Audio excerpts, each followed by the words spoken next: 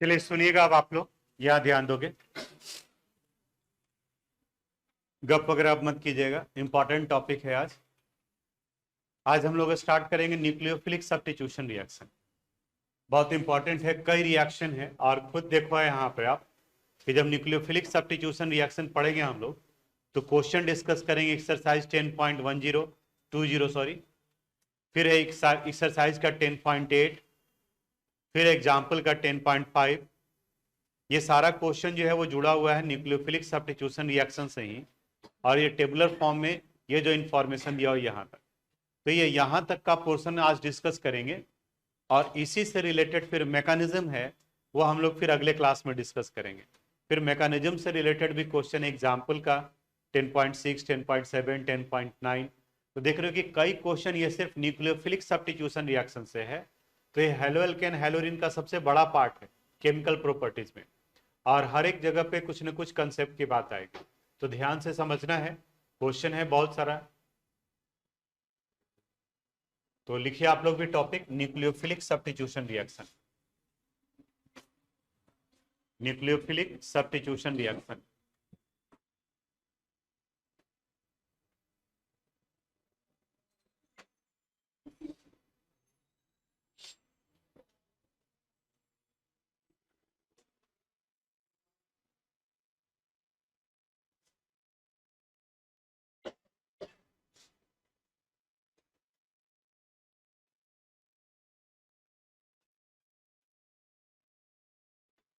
लिख लिए, अब थोड़ा सा समझ लेते हैं, उसके बाद में फिर लिखवा देते हैं। सब्स्टिट्यूशन का मतलब आपको पता है, जहां पर एक केमिकल सब्सटेंस एक पार्ट को दूसरे पार्ट से रिप्लेस किया जाता है, सब्स्टिट्यूट किया जाता है। और यहाँ पर जो सब्स्टिट्यूशन होगा वो न्यूक्लियोफाइल के थ्रू होगा, इसलिए इस रिएक्शन को न्यूक्लियोफिलिक सब्स्टिट्यूशन रिएक्शन कहा गया है। न्यूक्लियोफाइल किसे कहते हैं? क्लास 11th याद करो। रिएजेंट उन्हें कहा जाता है जो फंक्शनल ग्रुप प्रोवाइड करते हैं, और सबस्ट्रेट उन्हें कहा जाता है जो कार्बन एटम प्रोवाइड करते हैं। यानी रिएक्टेंट को दो पार्ट में बांटा गया, एक सबस्ट्रेट और दूसरा रिएजेंट। सबस्ट्रेट जो कार्बन एटम प्रोवाइड करता है और रिएजेंट जो फंक्शनल ग्रुप प्रोवाइड करता है। यहां का रहा है कि वो रिएजेंट जो इलेक्ट्रॉन की तरफ मूव करते हैं उन्हें इलेक्ट्रोफाइल कहा जाता है, और जो न्यूक्लियस की तरफ मूव करते हैं उन्हें न्यूक्लियोफाइल कहा जाता है। इलेक्ट्रोफाइल इलेक्ट्रॉन की तरफ मूव करते हैं, और इलेक्ट्रॉन के ऊपर में कौन सा चार्ज होता है? निगेटिव। इसका मतलब निगेटिव की तरफ में इलेक्ट्रोफाइल जो मूव करेगा उनके ऊपर में या तो पॉजिटिव चार्ज होगा या डिफिशियंसी ऑफ इलेक्ट्रॉन होगा, क्योंकि डिफिशियंसी है तभी इलेक्ट्रॉन की तरफ में जा रहे हैं। न्यूक्लियोफाइल उन्हें कहा जाता है जो न्यूक्लियस की तरफ जाते हैं। आप बता सकते हो न्यूक्लियस पे कौन सा चार्ज आता है? पॉजिटिव। तो पॉजिटिव की तरफ में कौन मूव करेगा? जिनके पास में कौन सा चार्ज अवेलेबल हो? नेगेटिव। यानी कि न्यूक्लियोफाइल उस अटैकिंग रिएजेंट को कहते हैं विच मे बी न्यूट्रल और negatively charge species having lone pair electron, जिनके पास अपना पेयर ऑफ इलेक्ट्रॉन है जो किसी को दे सकते हैं, उन्हें न्यूक्लियोफाइल कहा जाता है। और जो इलेक्ट्रॉन की तरफ में मूव करते हैं उन्हें इलेक्ट्रोफाइल कहा जाता है। अब सब्स्टिट्यूशन रिएक्शन में क्या होता है, जो हेलोअल्केन की अगर बात करें हम लोग, तो हेलोअल्केन में कार्बन और हेलोजन के बीच में इलेक्ट्रोनेगेटिविटी डिफरेंस है। आप बता सकते हो कार्बन और हेलोजन में किसका इलेक्ट्रोनेगेटिविटी ज्यादा है? हेलोजन का। तो हेलोजन का इलेक्ट्रोनेगेटिविटी ज्यादा है, तो हेलोजन के ऊपर में पार्शियल निगेटिव चार्ज आ जाएगा और इनके ऊपर में पार्शियल पॉजिटिव चार्ज, और इस जगह पर न्यूक्लियोफाइल अटैक करता है। न्यूक्लियोफाइल, इनके पास लोन पेयर इलेक्ट्रॉन होगा and it may be negatively charge. अब जरा आप सोच करके बताओ यहां पर, ये न्यूक्लियोफाइल हेलोजन के साथ जुड़ेगा या कार्बन के साथ? न्यूक्लियोफाइल पर कौन सा चार्ज है? माइनस। तो माइनस के पास में जाएगा नहीं, माइनस जाएगा किसके पास में? प्लस के पास। तो ये न्यूक्लियोफाइल अटैक करता है अल्फा कार्बन एटम पर, यानी जहां पार्शियल पॉजिटिव चार्ज है, और इसकी वजह से ये फाइनली कन्वर्ट कर जाता है, सब्स्टिट्यूशन रिएक्शन होगा। यहां सी सी, और इस जगह पर हेलोजन जो इसके साथ में अटैच था एक्स, ये पेयर ऑफ इलेक्ट्रॉन लेकर के बाहर चला गया और इसके साथ में यहां पर जुड़ गया क्या? न्यूक्लियोफाइल। अब सवाल उठता है कि न्यूक्लियोफाइल हम आइडेंटिफाई कैसे करेंगे? बिल्कुल सिंपल सा, मान ली कि ये CH3Br है और किसी ने कहा कि इनका रिएक्शन हमको करा देना है NaOH के साथ, सोडियम हाइड्रोक्साइड। दूसरे ने कहा कि हम इसका रिएक्शन कराना चाहते हैं KCN के साथ। तीसरे ने कहा कि हम इसका रिएक्शन कराना चाहते हैं NaI के साथ। अब सिंपल जो पार्ट पूछेंगे वो बताओ, बता सकते हो NaOH कैसे आयोनाइज करेगा? Na plus plus OH minus. तो इसका न्यूक्लियोफिलिक पार्ट कौन सा है? OH minus. तो हो क्या रहा है रिएक्शन में? हेलोजन को हटाकर इसकी जगह पर न्यूक्लियोफाइल जुड़ रहा है। तो यहां से Br को हटाकर इसकी जगह पर क्या जुड़ जाएगा? OH। यानी कि अगर इनका रिएक्शन NaOH से कराते हैं तो अल्कोहल बन जाएगा। वैसे ही सोचना है KCN में भी। आप बताओ KCN का न्यूक्लियोफिलिक पार्ट कौन है? Cr minus. तो यहां बताओ क्या लिखेंगे हम लोग? CH3CN। NaI का नेगेटिव पार्ट कौन होगा? I। बताओ क्या बन जाएगा? CH3I। तो एक चीज तो समझ में आ गया कि जो भी रिएजेंट होगा तो उसका न्यूक्लियोफिलिक पार्ट हेलोजन को हटाकर उसकी जगह पर जुड़ जाएगा। और इसी के बारे में हम लोग को आज डिस्कस करना है, इसी के बारे में पढ़ना है। तो हेडिंग आप डाले हैं, लिखिए इसके बारे में। The attacking reagent,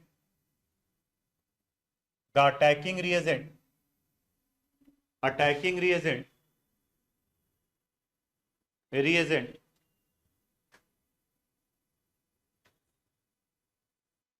attracted towards nucleus, attracted towards nucleus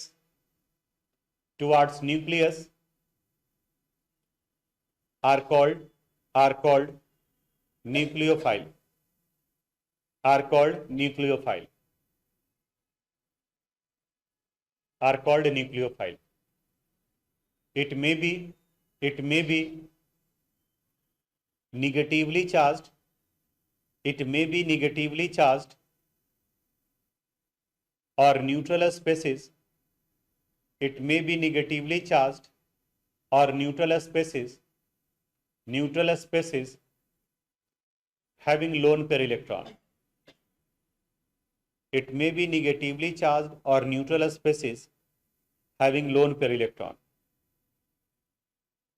Lone pair electron. Paragraph change.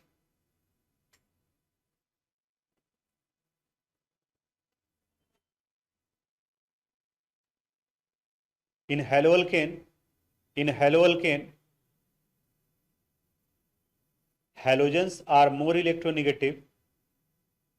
Halogens are more electronegative in comparison to carbon. Are more electronegative in comparison to carbon. In comparison to carbon.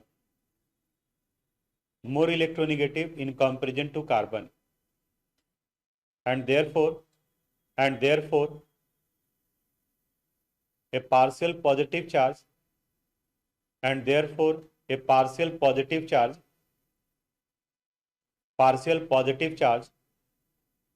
develop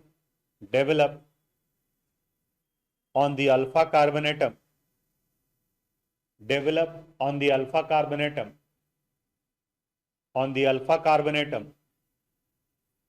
and it is the nucleophilic site,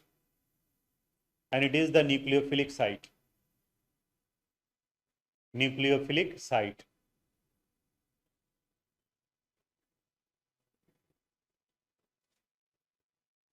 The nucleophilic substitution reaction,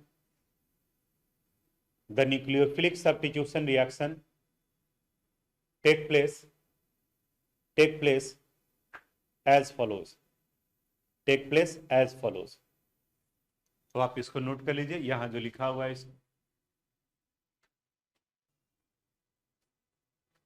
इसके नीचे में लिखिए, followings are some important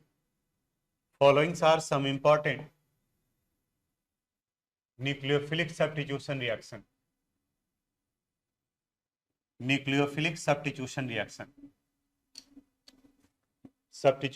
reaction.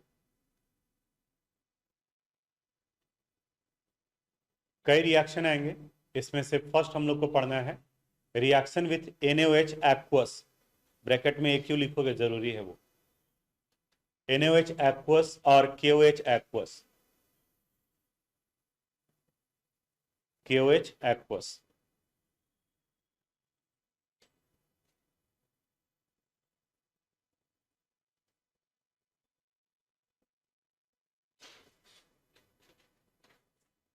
KOH aqueous लिखिए इसमें। when alkyl halide is treated with when alkyl halide is treated with aqueous solution of NaOH, aqueous solution of NaOH or KOH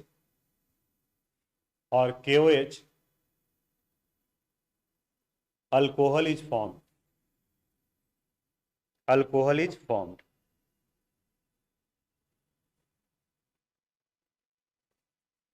board पर देखिएगा। जैसे अगर हम लोग CH3Br लेते हैं और इनका रिएक्शन करा दिया सोडियम हाइड्रोक्साइड के एक्वस सॉल्यूशन से NaOH एक्वस, तो यहां से कौन सा पार्ट बाहर निकलेगा? Br, और इसकी जगह पर क्या जुड़ जाएगा? OH, यानी CH3OH, अल्कोहल बन गया। बाई प्रोडक्ट यहाँ Na बचा है, यहाँ Br, तो NaBr, लेकिन एरो पर डाल दिए तो बाई प्रोडक्ट लिखने का झमेला खत्म हो गया। उसी तरह से अगर मान लिया कि C2H5Cl है और यहां पर रिएक्शन करा दिए पोटासियम हाइड्रोक्साइड के एक्वस सॉल्यूशन से, बताओ क्या बन जाएगा? C2H5OH, यानी इथेनॉल। नोट कर लीजिए।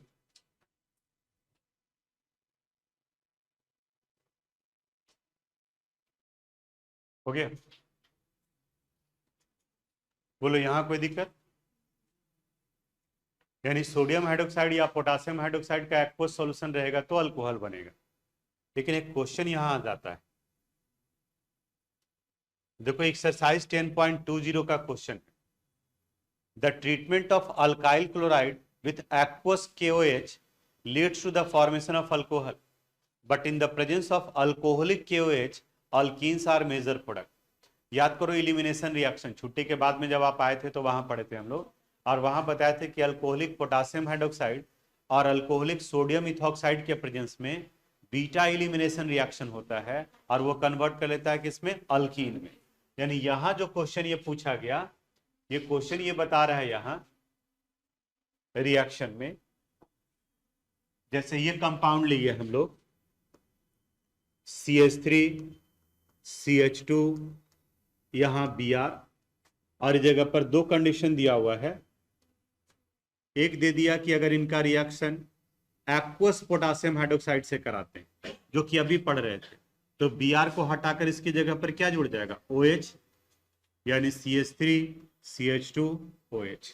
लेकिन एक्वस पोटासियम हाइड्रोक्साइड की बजाय अगर अल्कोहलिक पोटासियम हाइड्रोक्साइड ले लेते हैं, अल्कोहलिक, तो यहां अल्फा से हैलोजन और बीटा से क्या निकलेगा? हाइड्रोजन। तो यहां फॉर्मेशन किसका हो गया?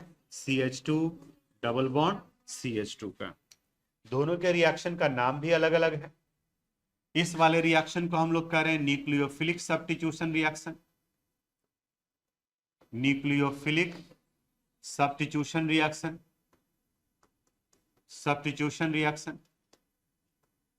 और यहां पर जब डबल बॉन्ड बाहर निकल रहा है तो इन्हें क्या कहा गया है? इलिमिनेशन रिएक्शन,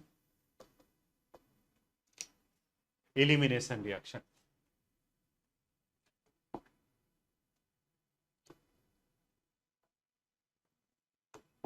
ये अल्फा कार्बन और ये बीटा कार्बन, तो दोनों में प्रोडक्ट तो अलग अलग बन रहा है। तो अब रीजन जानना होगा कि ऐसा क्या हो रहा है, क्योंकि क्वेश्चन तो वही कर रहा था कि ऐसा होता क्यों है। तो दो चीज अगर कंप्लीट करने के लिए दिया जाए तो KOH में स्पेशली आप देखोगे कि अगर एक्वस है तो अल्कोहल बनेगा और अल्कोहलिक है तो अल्कीन बनेगा। अब उसका आंसर यहां दिया हुआ है, ध्यान से समझना। The reaction of alkyl halide with aqueous KOH result the formation of alcohol while the reaction with alcoholic KOH results the formation of alkene because in aqueous medium KOH ionizes to give OH minus ion. यानी KOH ionic compound है और ये ionic compound molten form और aqueous solution में ही ionise करता है। तो nucleophile यानी कि OH माइनस में ये तभी कन्वर्ट करेगा जब वो किस में डिसॉल्व किया गया है, वाटर में डिसॉल्व किया गया है। और अगर अल्कोहल में डिसॉल्व किए तो ये आयोनाइज नहीं करता है। वहां पर जो अल्कोहल है इथेनॉल, वो अल्कोक्साइड आयन का फॉर्मेशन कर लेते हैं और वो अल्कीन में कन्वर्ट कराता है। यानी OH माइनस अल्कोहल तभी बनेगा जब OH माइनस फॉर्म करे, और OH माइनस एक्वस मीडियम में होता है, ना कि अल्कोहलिक मीडियम। तो नोट में आप इसको नोट कर लीजिए और ये लिख लीजिए जैसे यहां लिखे।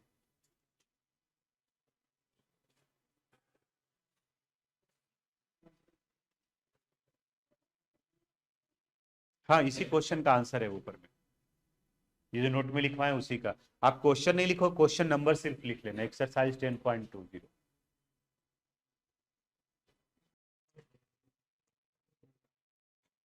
बी लिखो, reaction with KCN, reaction with KCN।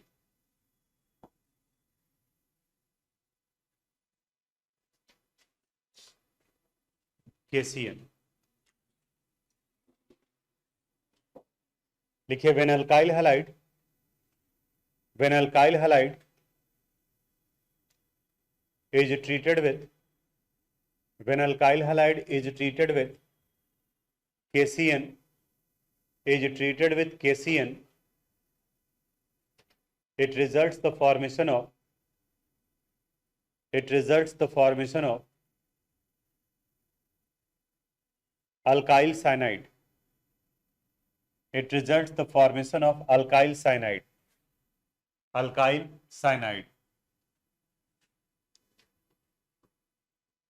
जैसे अगर CH3Br का रिएक्शन हम लोग KCN से करा दें, पोटासियम साइनाइड से, तो Br को हटाकर इसकी जगह पर क्या जुड़ जाएगा, CN। नोट कर लीजिए।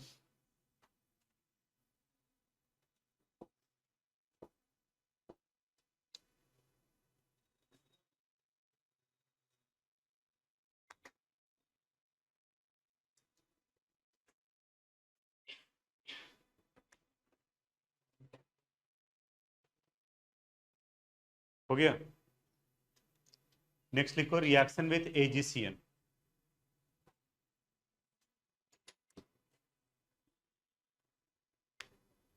Reaction with AgCN, AgCN।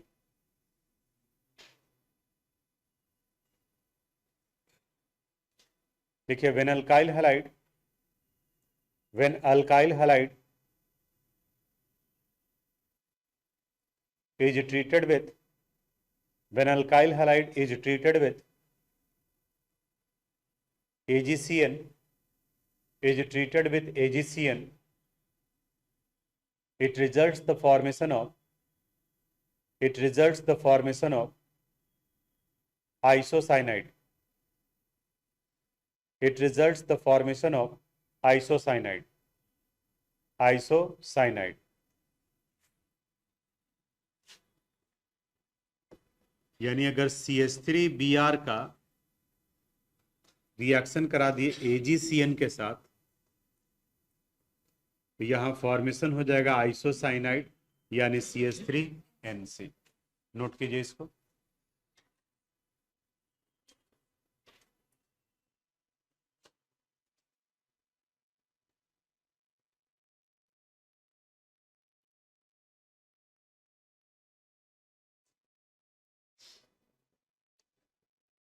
अब ये इंपॉर्टेंट क्वेश्चन कि सर यहाँ दिक्कत हो रहा है, KCN लिए तो साइनाइड बन गया और AgCN लिए तो सिल्वर साइनाइड बन गया। तो ये सिर्फ आपको दिक्कत नहीं हो रहा है, NCERT को भी दिक्कत हो गया, वो भी यही क्वेश्चन पूछ रहा है। ठीक है, देखिए यहाँ example 10.5, haloalkane react with KCN to form alkyl cyanide as main product while AgCN form isocyanide as the chief product, explain। ऐसा क्यों कि एक में साइनाइड बन गया और दूसरे में आइसोसाइनाइड। तो इसे समझने के लिए सबसे पहले हम लोग को एक और टर्म समझना पड़ेगा। जिसे हम लोग कहते हैं एम्बिडेंट और एम्बिडेंटेट न्यूक्लियोफाइल। और ये भी आपके एक्सरसाइज में क्वेश्चन है 10.8, what are ambident nucleophile, explain with an example. Ambident nucleophile कहते किसे हैं? ये पढ़ा हुआ टर्म है, पता नहीं याद है या नहीं है, कोऑर्डिनेशन कंपाउंड में। और वहां भी बताए थे कि एम्बिडेंटेट लिगेंड कहा जाता था और यहाँ पर न्यूक्लियोफाइल। कंसेप्ट बिल्कुल सेम। लिगेंड कह रहे थे ambidentate, the monodentate ligand which has two donor atom. और यहां कहता है the nucleophile which has two nucleophilic site, यानी जहां पर दो न्यूक्लियोफिलिक साइट है, दोनों जगह से जुड़ सकता है, उसे एम्बिडेंट और एम्बिडेंटेट न्यूक्लियोफाइल कहते हैं। एग्जाम्पल भी सेम वही, वहां पर भी याद करो आप, साइनाइडो और आइसोसाइनाइडो था, नाइट्रिटो ओ और नाइट्रिटो एन था। यहां पर भी देखो वही NO2 है, नाइट्रिटो ओ भी होगा, नाइट्रिटो एन भी होगा। तो वो हम लोग यूज करते थे कोऑर्डिनेशन में और यहाँ पर इनका इस्तेमाल करते हैं। जैसे अगर हम लोग CN को देखेंगे हम, तो CN के केस में यहाँ पर इस कार्बन के पास में भी लोन पेयर इलेक्ट्रॉन होता है और नाइट्रोजन के पास में भी लोन पेयर इलेक्ट्रॉन होता है। इस जगह पर कार्बन के पास में एक निगेटिव चार्ज भी है। तो अगर किसी अल्काइल ग्रुप के साथ में ये कार्बन लिंक हो जाता है तो ये फॉर्मेशन किसका कर लिया? साइनाइड का। साइनाइडो हो गया कोऑर्डिनेशन में। और अगर नाइट्रोजन से लिंकेज हो गया तो इसे क्या कहा जाएगा? आइसोसाइनाइड। आइसोसाइनाइड। तो पहले तो हम लोग को यह समझना होगा कि एम्बिडेंट कहते किसे हैं। तो the nucleophile which has two nucleophilic site are called ambident और एम्बिडेंटेड न्यूक्लियोफाइल। जैसे CN में दो न्यूक्लियोफिलिक साइट है, कार्बन भी है और नाइट्रोजन भी। अगर कार्बन के साथ में जुड़ रहा है तो साइनाइड और नाइट्रोजन के साथ जुड़ रहा है तो आइसोसाइनाइड। तो नोट में ये आप ये पॉइंट लिखिए और ये एग्जाम्पल लिखिए, ये क्वेश्चन छोड़ दोगे, क्वेश्चन का नंबर सिर्फ लिख लीजिएगा। एक्सरसाइज 10.8 का ये क्वेश्चन।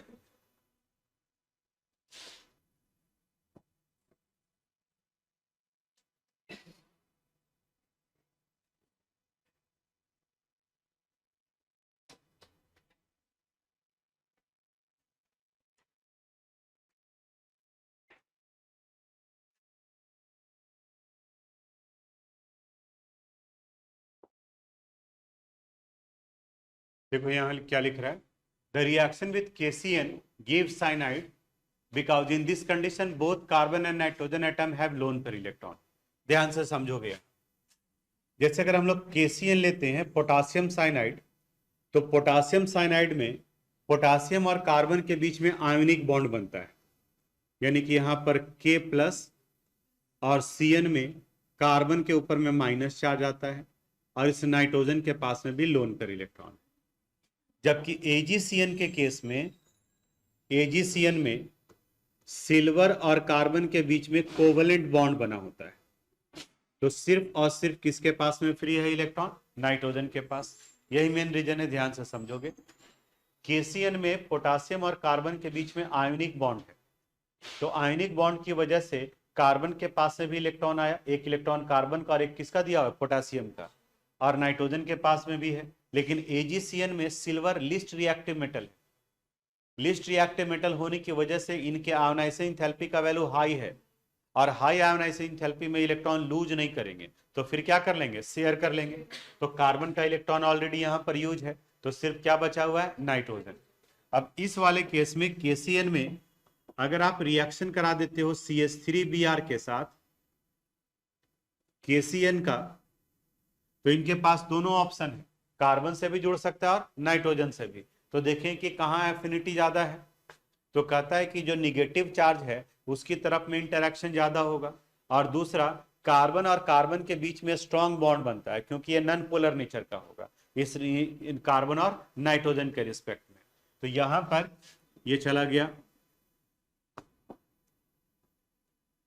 CH3CN के केस में। लेकिन अगर इन्हीं का रिएक्शन हम लोग CH3Br का AgCN के साथ करा रहे हैं, सिल्वर साइनाइड के साथ, तो सिर्फ पेयर ऑफ इलेक्ट्रॉन किसके पास में है? नाइट्रोजन। तब तो मजबूरी है कि जब जुड़ेगा तो किसके साथ में जुड़ेगा? नाइट्रोजन के साथ में ही, यानी आइसोसाइनाइड। जैसे अगर आप पार्टी में गए हैं, तो एक पार्टी में गए आप, तो वहां पर दो काउंटर लगा हुआ है, एक तरफ में वेजिटेरियन है, दूसरी तरफ में नॉन वेजिटेरियन का है। तो आपके पास में ऑप्शन है कि वेजिटेरियन भी अवेलेबल है और नॉन वेजिटेरियन भी, तो आप जो खाना पसंद करते हैं वो जाएंगे। लेकिन दूसरे वाले पार्टी में गए तो वहाँ नॉन वेज का ऑप्शन नहीं था, वेज सिर्फ वेज है, तब तो वहाँ थाली लेकर के आपको वहीं पे जाना पड़ेगा। जब ऑप्शन रहेगा तभी तो आप ऑप्शन के पास में जाएंगे, कैसे नहीं उधर खाना बाद में खाएंगे, पहले उधर गोलगप्पा खा लेते हैं, उधर चाट खा लेते हैं, और वहां गए हैं तो वहां पर बस तीनों को कंटेनर लेकर के खड़ा ही है, एगो में पूड़ी है, एगो में सब्जी है, एगो में रतुआ है, तो बस पूड़ी सब्जी रतुए खाइएगा ना, गोलगप्पा कहाँ खोजिएगा आप। ठीक है, तो वैसे ही यहाँ पर है, इसके पास में सिर्फ नाइट्रोजन के पास। अब यहाँ आंसर पर देखो, फिर आएगा reason, the reaction with KCN gives cyanide because in this condition both carbon and nitrogen atom have lone pair। देखो कार्बन के पास में भी है और नाइट्रोजन के पास में भी है, but the carbon carbon interaction is more stronger than carbon nitrogen. लेकिन कार्बन कार्बन का ज्यादा स्ट्रांग होता है कार्बन नाइट्रोजन से interaction, and therefore prefer the formation of cyanide. दूसरे वाले पार्ट में the reaction with AgCN results the formation of isocyanide because in AgCN there is covalent interaction between silver and carbon। इनके बीच में covalent interaction है, and therefore nitrogen atom is the nucleophilic site। तो सिर्फ यहां पर कौन सा साइड बचेगा, nitrogen, and it give isocyanide, और इसीलिए सिर्फ आइसोसाइनाइड बनाता है। बोलो क्लियर है।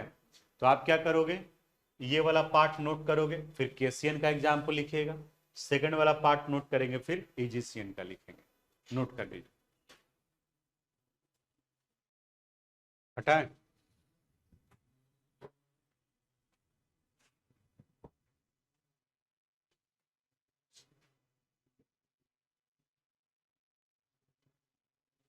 चलो देखो यहां, जैसे अभी हम लोग केसीएन और एजीसीएन में देखे, वैसे ही यहां पर KNO2 और AgNO2 में भी है।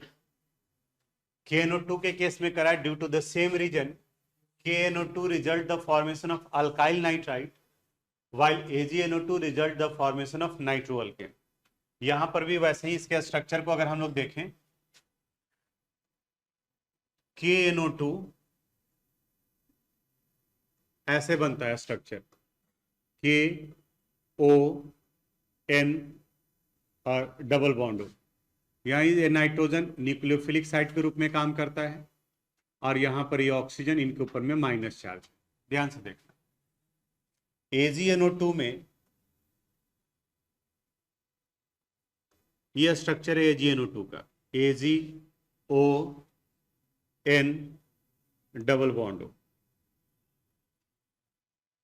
आप बताओ तो KNO2 में यहाँ K के ऊपर में प्लस चार्ज, दो न्यूक्लियोफिलिक साइट है, एक ऑक्सीजन भी और दूसरा नाइट्रोजन भी, और AgNO2 में न्यूक्लियोफिलिक साइट कौन है, नाइट्रोजन।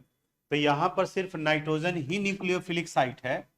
तो अगर यहां अगर आप रिएक्शन कराते हैं CH3Br का या कोई भी अल्काइल हैलाइड का AgNO2 के साथ में, तो लिंकेज बताओ ऑक्सीजन से होगा या नाइट्रोजन से होगा, नाइट्रोजन से, यानी CH3NO2, यानी यहां पे फॉर्मेशन कर लिया नाइट्रोअल्केन का।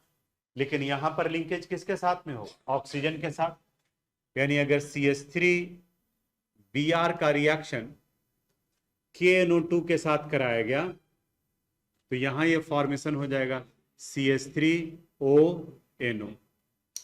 वही रीजन यहां दिया हुआ है, due to the same reason KNO2 result the formation of alkyl nitrite, यानी यहां फॉर्मेशन हो रहा है नाइट्राइट का, अल्काइल नाइट्राइट का, और जब AgNO2 के साथ करवाते हैं तो ये फॉर्मेशन किसका करता है, नाइट्रोअल्केन का, नाइट्रोअल्केन, और यहां पर बना था अल्काइल नाइट्राइट।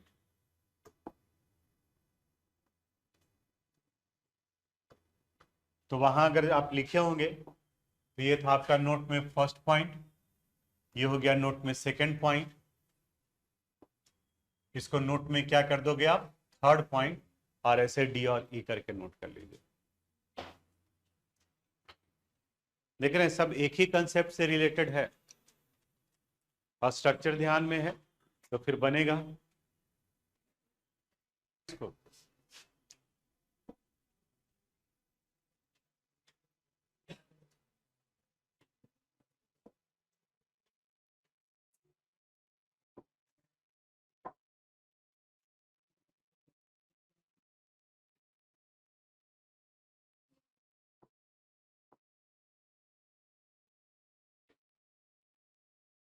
देखो यहाँ reaction with R dash M, R कोई भी अल्काइल ग्रुप होगा, single bond, double bond, triple bond कोई भी कंटेनिंग होगा, और ये कन्वर्सन में हेल्प करेगा। 1 2 3 4 5 कोई भी कार्बन एटम जुड़ा हुआ रहे। यहाँ कहता है कि अगर इनका रिएक्शन आप कराते हैं अल्काइल हैलाइड के साथ, जैसे इमेजिन करो कि CH3Br है और इनका रिएक्शन आपने करा दिया NaC ट्रिपल बॉन्ड CH के साथ। ध्यान से देखना, Na मेटल है तो इसके ऊपर में कौन सा चार्ज, प्लस, और इस C के पास माइनस। तो जब इनके बीच में रिएक्शन आएगा तो न्यूक्लियोफिलिक पार्ट यहाँ से Br हटेगा और ये बाकी का पार्ट जुड़ जाएगा। यानी यहाँ ये फॉर्मेशन कर लिया CH3C ट्रिपल बॉन्ड CH। अगर इसकी जगह पर कोई दूसरा रहता, जैसे अगर CH3CH2Cl, और मान ली कि इनका रिएक्शन करा दिए KCH डबल बॉन्ड CH और CH3 के साथ, कंसेप्ट जो है उसको ध्यान में रखोगे। इस के ऊपर में कौन सा चार्ज, प्लस, और इस C के ऊपर में माइनस। यहाँ CHCl बाहर निकलेगा, ये बाकी का रेस्ट पार्ट इसके साथ में जुड़ जाएगा।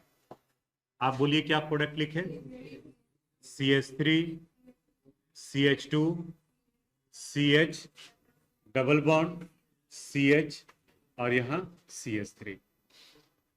तो जब हम लोग रिएक्शन कराते हैं, कार्बन एटम कहीं से एडिशनल ऐड करना है, नहीं समझ में आ रहा कि कहाँ से आएगा, तो ये रिएक्शन यूज करते हैं, और आर की जगह पर जो मर्जी वो करेंगे। कन्वर्सन में भी आएगा क्वेश्चन उस तरीके का। एक जगह पर ब्यूट 1 वाइन बनाना है क्लोरोइथेन से, तो क्लोरोइथेन जैसे ये हो गया क्लोरोइथेन। आप ब्यूट 1 वाइन बनाना है तो यहाँ पर 2 carbon atom containing triple bond जोड़ देंगे तो कन्वर्ट कर गया ब्यूट 1 वाइन में। नेक्स्ट है lithium aluminium hydride, strongest reducing agent है। रिड्यूसिंग एजेंट उन्हें कहा जाता है जो दूसरे को रिड्यूस करते हैं, और रिडक्शन का मतलब होता है एडिशन ऑफ हाइड्रोजन, यानी जो हाइड्रोजन प्रोवाइड करता है। तो अगर लिथियम एल्युमिनियम हाइड्राइड का अगर CH3Br के साथ रिएक्शन करा देते हो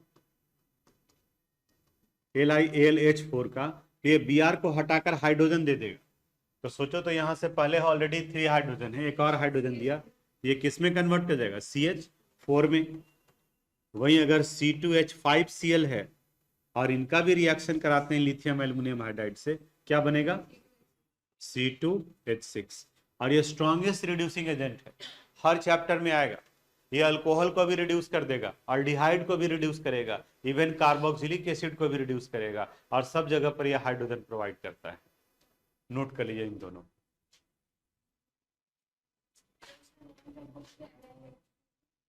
lithium aluminium hydride, lithium aluminium hydride.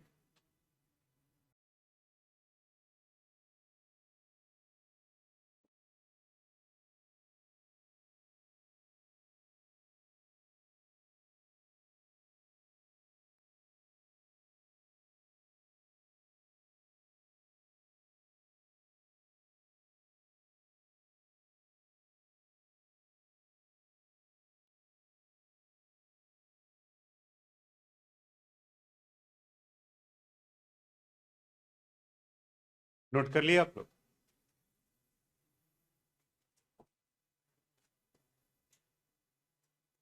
अब देखो यहां कर रहा है, rest of the equation you should write yourself with the help of table given below. यानी कि अब यहाँ पर यह टेबल आपके एनसीईआरटी बुक का है, उसी का स्क्रीनशॉट लिया हुआ है। इसको आपको करना चाहिए इक्वेशन में कन्वर्ट। इसमें से कई तो हम लोग कर चुके, जैसे अगर देखा जाए तो हम लोग NaOH KOH का कर चुके हैं, H2O भी अल्कोहल का फॉर्मेशन करता है, NaI कर लिए हैं, बात कर चुके हैं हम लोग, KCN हो गया, AgCN हो गया, KNO2 हो गया, AgNO2 हो गया, LiLH4 हो गया, R' हो गया है। तो कुछ गिना चुना पार्ट ही बचा हुआ है।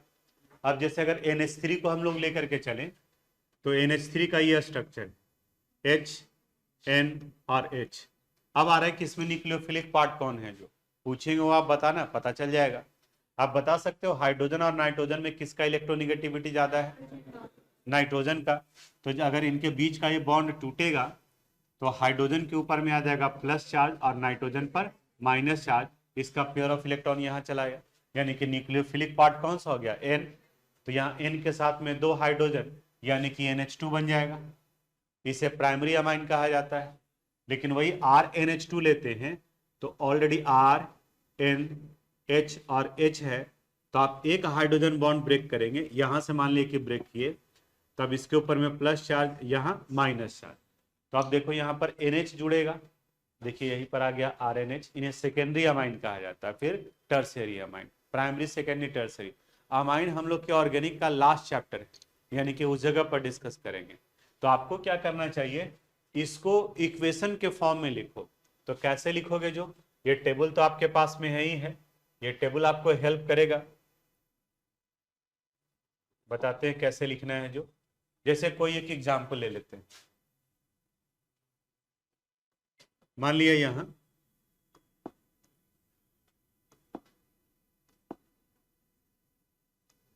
C2H5Br ले लिए।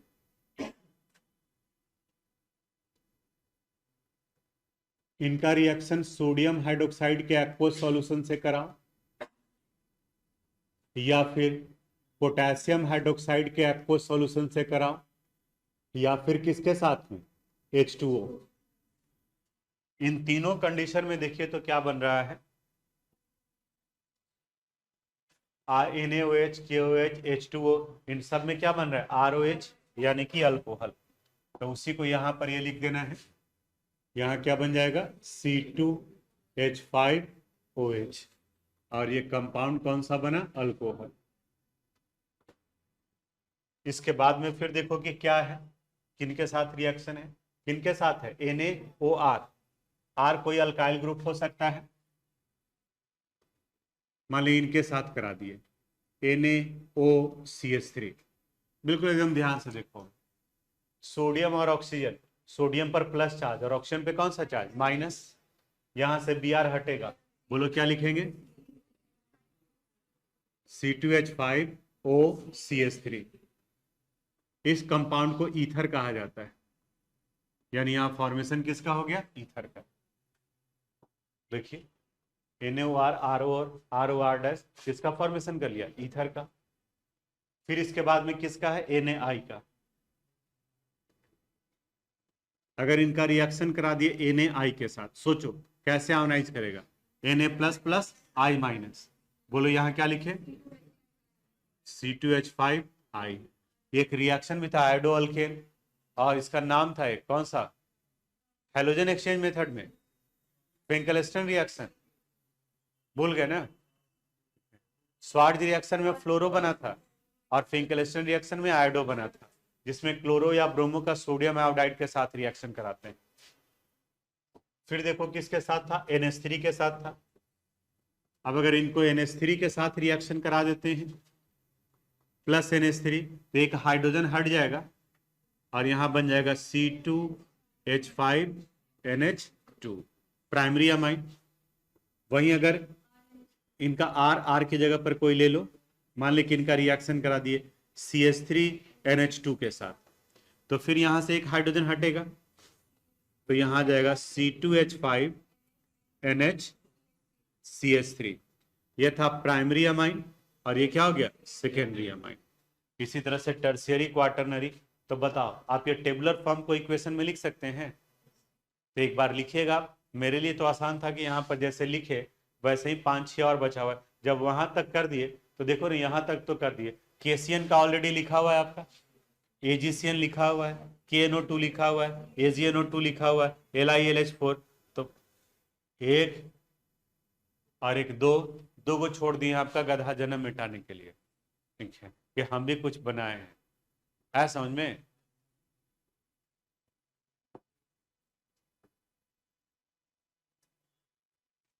अरे यार इसको नोट कीजिए।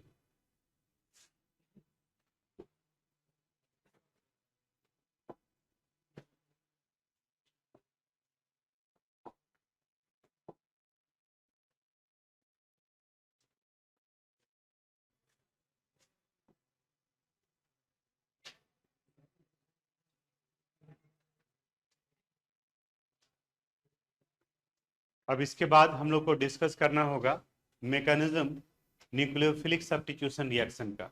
मैकेनिज्म यानी कि स्टेप बाय स्टेप प्रोसेस कि किस तरीके से ये होगा। यहाँ पर भी देख लो, इंपॉर्टेंट पोर्शन है ये। SN1 reaction mechanism, SN2 reaction mechanism, इससे रिलेटेड एग्जाम्पल का 10.6 क्वेश्चन है ये SN1 SN2। उसी तरह से फिर एग्जाम्पल का 10.7 क्वेश्चन है, ये भी SN1 SN2। फिर एक्सरसाइज का 10.9 क्वेश्चन है, यहाँ पर भी SN2 रिएक्शन मैकेनिज्म से रिलेटेड है, यानी एग्जाम्पल में भी है, एक्सरसाइज में भी क्वेश्चन इससे रिलेटेड। फिर आएंगे हम लोग ऑप्टिकल आइसोमेरिज्म पर। ऑप्टिकल आइसोमेरिज्म बिल्कुल एकदम 80% वही है जो कोऑर्डिनेशन कंपाउंड में पढ़े हैं, सिर्फ 20% ही डिफर करेगा। अगर पढ़े हैं, कॉपी वगैरह में लिखे हैं तो आप देख के आइएगा। भैया आप पढ़े हैं ऑप्टिकल आइसोमेरिज्म? नहीं पढ़ा है। कोऑर्डिनेशन कंपाउंड पढ़े हैं, उसमें ऑप्टिकल आइसोमेरिज्म तब पढ़े होंगे आप। तो जब बता रहे हैं तो वहाँ सुनिएगा। ये आपका दोस्त जो थोड़ी भागा जा रहा है, रुक के जाना जी, नाश्ता उस्ता करके जाना, इस करवाएगा ये, ठीक है। नीचे में बर्थडे आज नहीं, तो बाकी अब अगले क्लास में हम लोग डिस्कस करेंगे। आज यहीं तक, ठीक है। अगले क्लास में मैकेनिज्म डिस्कस करेंगे, अगर टाइम है तो थोड़ा सा देख करके आओगे। आज यहीं तक। Thanks for watching this video. अगर आपको कोई प्रॉब्लम है, अगर किस तरह का समझने में कोई दिक्कत है, तो आप मुझे मैसेज कर सकते हैं। हम अपनी तरफ से पूरी कोशिश करेंगे उसे रिप्लाई करने के लिए। अगर आपको ये वीडियो पसंद आया हो तो प्लीज़ इसे लाइक करें, सब्सक्राइब करें एंड शेयर करें। Thank you very much.